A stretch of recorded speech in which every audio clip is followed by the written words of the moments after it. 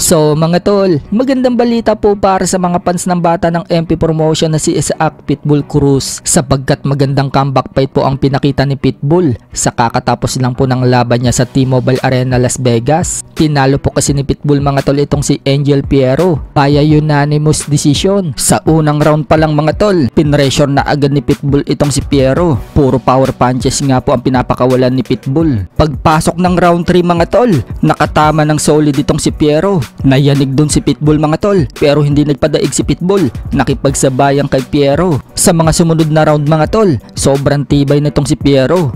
Kumakain ng suntok ni Pitbull. Natapos ang round 10 mga tol nang hindi napabagsak ni Pitbull itong si Piero. Dahil sa panalo ni Pitbull mga tol, umabante na ang record niya sa 27 wins, 3 losses and 1 draw.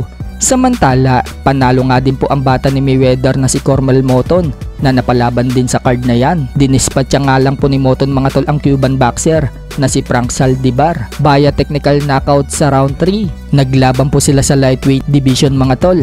Bagamat hindi bumagsak itong si Frank Saldivar, bugbog po ang inabot nito kay Moton. Mula first round hanggang round 3 mga tol, wala itong nagawa hanggang sa ihinto na lang po ng referee ang laban sa round 3 nang makorner siya at tuloy-tuloy na magpaulan ng suntok itong si Cormel Moton. Hindi na nasikmura ng referee mga tol, itinigil na ang laban. Dahil sa panalo ni Moton, nananatili pa rin po siyang walang talo.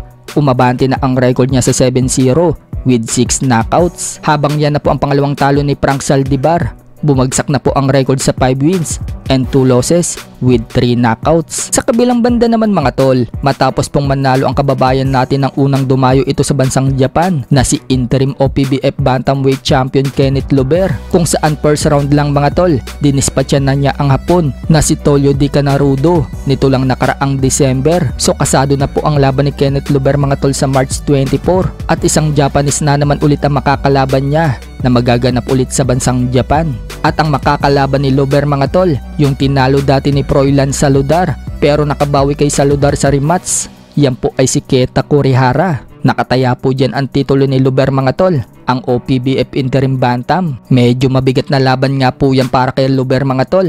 Hindi rin kasi madaling kalaban itong si Kurihara. Matatandaan na pinahirapan na din ni Kurihara ang former world champion na si Yukinori Oguni na nauwi sa tabla ang laban nila. Pero kung magagawa ni Luber na maunahan itong si Kurihara, baka manakaut ni Luber ng maaga, katulad ng ginawa ni Froilan Saludar. Hindi pinaporma ni Saludar si Kurihara sa round 1. Ilang beses niya itong pinabagsak, pero yun nga mga tol, nakabawi sa rematch itong si Kurihara. At si Saludar naman po ang nanakaut sa round 8. Kaya magandang laban po yan sa March 24 mga tol.